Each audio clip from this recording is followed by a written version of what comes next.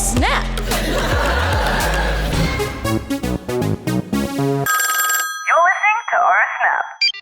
Hey guys, it's Jazz and welcome back to another episode of Oh Snap. Thank you so much, as always, for joining me today. I'm so excited to have you guys here to chat all things a very Jonas Christmas movie. As usual, we've got lots to uncover. If you aren't already aware, the Jonas Brothers dropped their new film 2 weeks ago. It came out on Disney Plus, and there was a big lead up to it. Like all year long, there were, hints about it, and then the trailer came out and there were teasers, and it's just been a whole thing. And if you're anything like me and you grew up with the Jonas Brothers, whether it was from Camp Rock or from their show Jonas or just their band touring days, we know that this is an exciting pop culture moment because the Jonas Brothers being back together now in their 30s and their dads and their lives are so different, but kind of seeing them go back to who they once were and like just bringing back all those feelings of nostalgia is incredible. And I do feel like in that space of like nostalgia, they're doing a lot because not only did they just drop this Christmas movie, but they're doing Camp Rock 3, as we know, and they've also been on tour bringing out a lot of other artists from the 2000s. You guys remember when they brought out Demi Lovato on stage to sing This Is Me? Like they've had JoJo, who sings Leave Get Out, come on stage. Like they've just been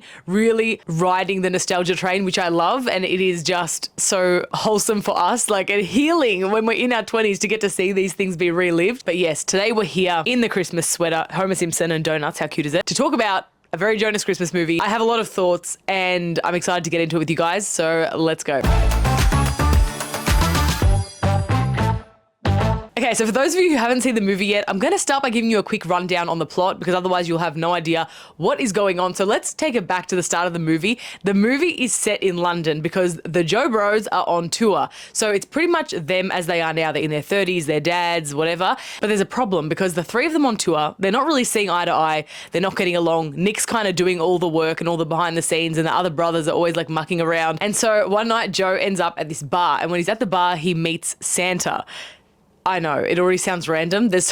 I have so many thoughts. He's talking to Santa, and so being like 2 or 3 days before Christmas, Santa casts this spell. And so this spell basically prevents the brothers from being able to leave London or like Europe as a whole until they can like resolve their issues and come back together. And so basically the whole premise of the film is the Jonas Brothers being stuck in Europe, trying to make their way back home for Christmas in New York, but like all of these obstacles just keep getting in their way and it's chaos and it's a lot and it's crazy. And so like when I tell you the Jonas Brothers Christmas movie was probably the most random movie I've ever seen in my life, like I'm not exaggerating. It's up there. I'll start off by saying it's not what I expected. I was definitely thinking it was going to be a little bit more of like a wholesome, cringy, that it was Hallmark style Christmas movie. I was definitely expecting it to be like a cheesy musical, but in more of a wholesome way rather than comedy. Like I was thinking more family movie in my head. In parts, yes it was, but for the most part I felt like it was definitely aimed at an older demographic, knowing that their fans are now in their 20s, 30s, whatever,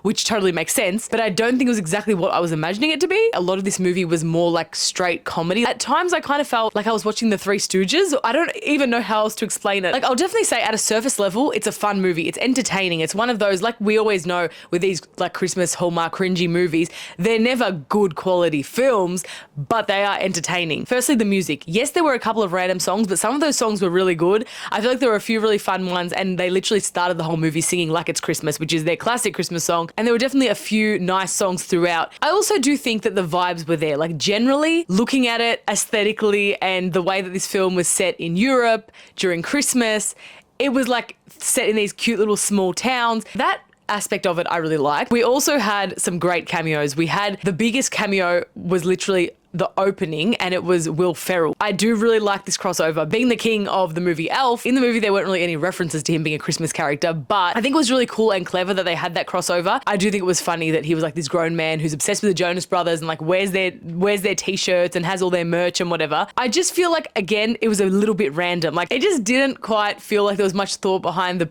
purpose of him being there. Like he was there in the beginning as a fan and then he appears again at the end, but throughout the film we don't see anything to do with him. So it was like a bit like, are we expecting him to come out again at some point? Is he not? Like he just never really appeared again. So that to me was a little bit weird, but again, I see where they're coming from. Now, another fun cameo, which is actually someone we've already mentioned, was the guy that played Santa.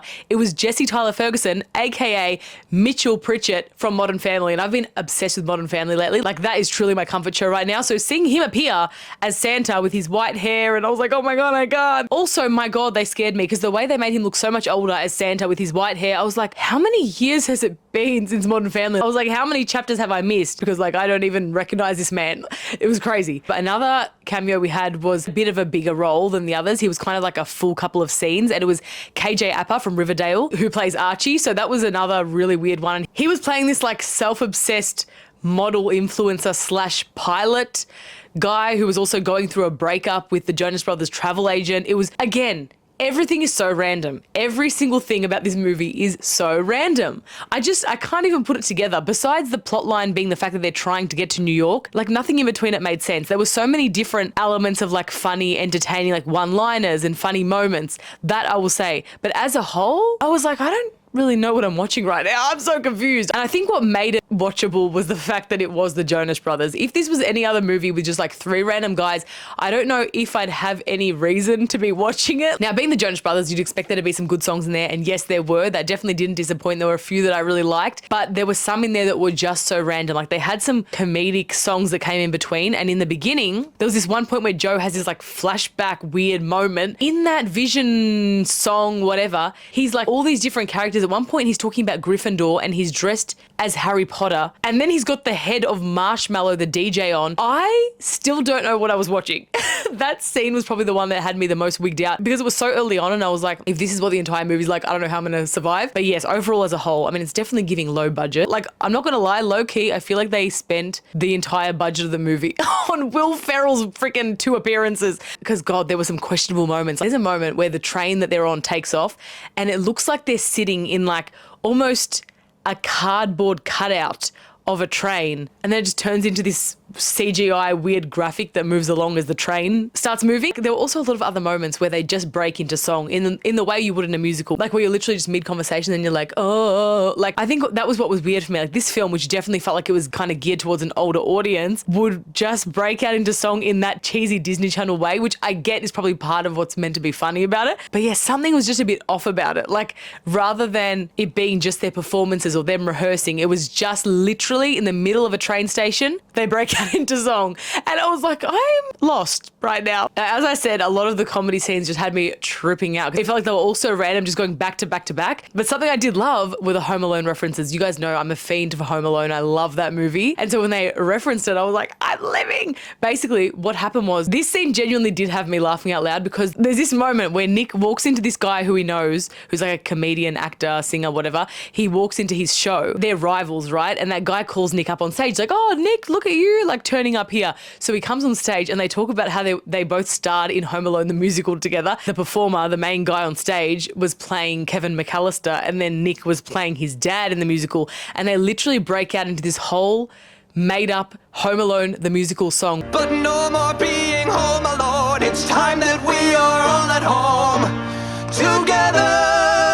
Like, it was the weirdest thing ever, but I think because I love Home Alone so much, the references were cracking me up. And along with that Home Alone reference, I think something else that made me enjoy the film a little more were just all of the references to the Jonas Brothers and like their personas and who we know them as in real life. Like they would kind of make references to Kevin being like the forgotten one. But also, and this was probably my other favorite thing about this entire movie, at one point when they're at the train station, they break into song, all of these dancers just start appearing. And what dance move do they pull out mid-song? It's the Camp Rock 2 march. It's the do Camp Rock. That I loved. I think those little moments are what make it special and what make it feel nostalgic, because it's one of those, like, if you know, you know. And I think those moments have to be in a movie like this where the film itself isn't great. It's a very strange movie. The plot line is so random, but having those little moments that kind of feels like that insider club of people who grew up with them or who just get the Jonas lore, it all kind of makes sense. Now, spoiler alert, but they did bring out Frankie Jonas at the end when the whole family finally all make it to the same place. They decide to have Christmas together at Kevin's house.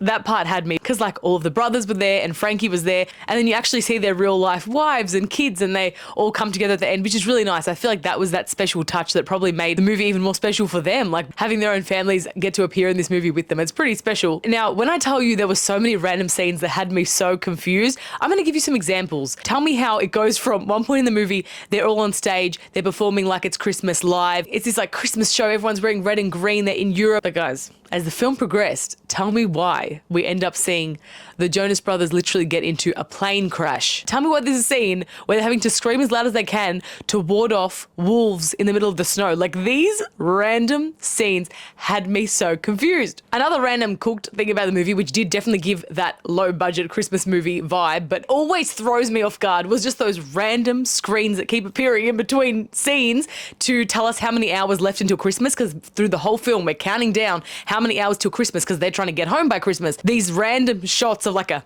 30 hours till Christmas, 27 hours till Christmas. And I don't know. It's the font for me. It's just like how abrupt it is. Like, I get that that's the point, but it's so jarring. Like, I think I was trying to see it as like wholesome movie. And then in between it's like, doof, 30 hours till Christmas. And then all of a sudden they're like in a plane crash and I'm just like, what is going on? And now one more reason, bringing it back to why I feel like this movie is just made for the fans, like the OGs that love the Jonas Brothers. They have this whole montage sequence of their old family Christmases and just the Jonas Brothers growing up as kids. And those shots were so freaking cute. Like, it's shots of them when they were like 7, when they were 10, when they were teenagers, and they are just so adorable. Like, getting to see them behind the scenes in these family videos, which I mean, you probably wouldn't get to see elsewhere, was pretty cute. So I think, again, it's those like special little touches that if you care about the Jonas Brothers, you're going to want to see that. Like, for people who aren't fans, I wouldn't say this movie is for you. But anyway, those were some of my thoughts on the Jonas Christmas movie. I would love to hear what you guys thought. Please let me know in the comments. Send me a DM. I'd love to hear it. And of course, as always, let me know what you guys would like me to cover on my next episode of Oh Snap. Thank you guys so much for watching, and I'll catch you all in the next episode. Bye, guys.